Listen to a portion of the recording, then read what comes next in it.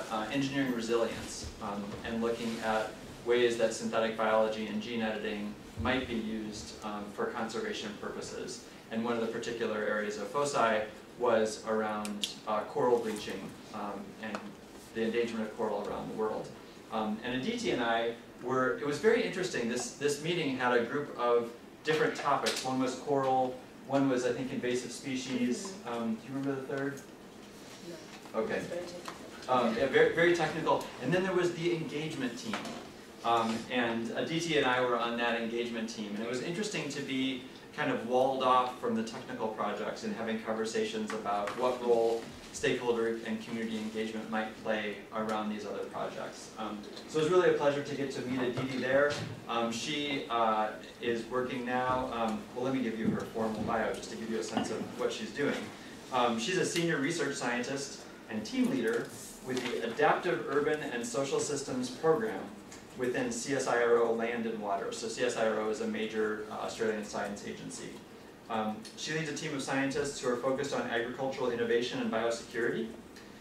She leads the Maximizing Impact, and this just to make sure you know she's not from the United States, S instead of the Z, within the CSIRO Synthetic Biology Future Science Platform. And that houses the social and behavioral science capability within the SynBio Future Science platform.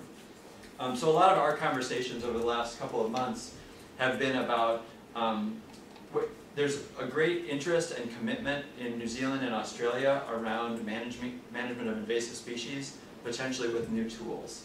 And there's also a commitment, besides developing those tools and testing them, to thinking about broad public and stakeholder and community engagement. And so we've been talking about ways in which we might partner and work to develop these kinds of programs in meaningful ways over the coming years.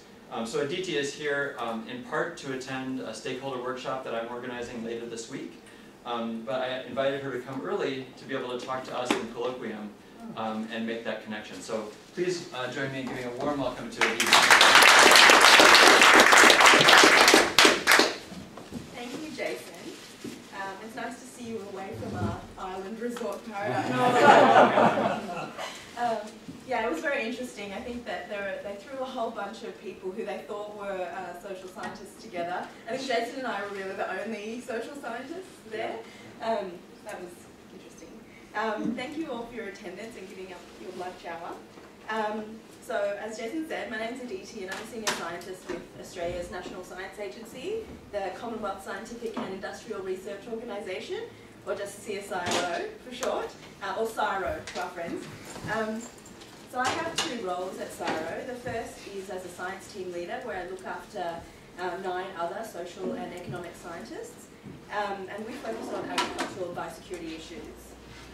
And we typically look at social and behavioural systems at the individual level, as well as the group or stakeholder level.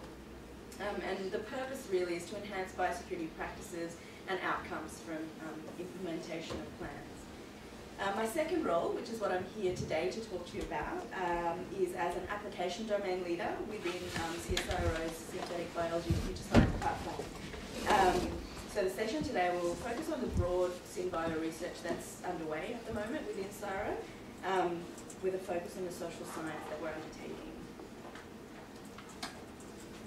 So I'll just give you a broad overview of the FSP in general.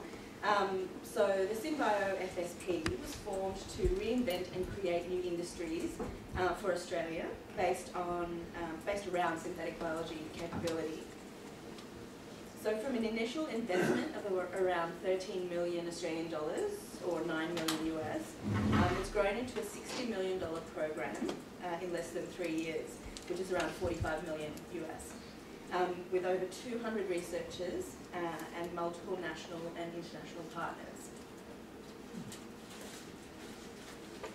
So the FSP comprises 5 application domains for the science. The first 2 are considered our critical enabling capabilities for science and impact. The first is the Foundation Technologies application domain, which is the home for the development of synthetic biology parts and tools that can be applied in a wide range of applications. So really the little biobrick that they put together to create something else. And this is led by Claudia Vickers, who is also the director of the SynBio FSP in its entirety. Right, and then we've got the maximising impact application domain, which I did not name. It was named by biophysical scientists. And explores the multidimensional understanding of public values, acceptance, and risk-related decision-making, amongst other things. And then we have the more targeted application domains, chemicals and fibres, led by Colin Scott. This application domain supports projects that I guess develop chassis organisms and repurpose cellular devices for chemical production, as well as enhancing natural fibres to be more resilient, which I'll talk a little bit about later. Then there's the environment and biocontrol application domain, led by Owen Edwards, who will also be here later this week for Jason's workshop. And this domain supports projects developing technologies that protect the environment through engineering resilience in key species threatened by the environmental changes, as well as novel pest control technologies. The maximising impact domain and the environment and biocontrol domain are frequent dance partners just because of the nature of the work that's involved in the environment and biocontrol space.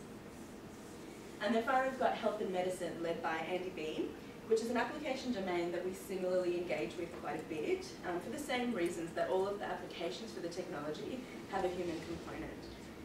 So the health and medicine domain is directed more towards the development of advanced vaccines, therapeutics, diagnostics, and biomanufacturing of those reagents.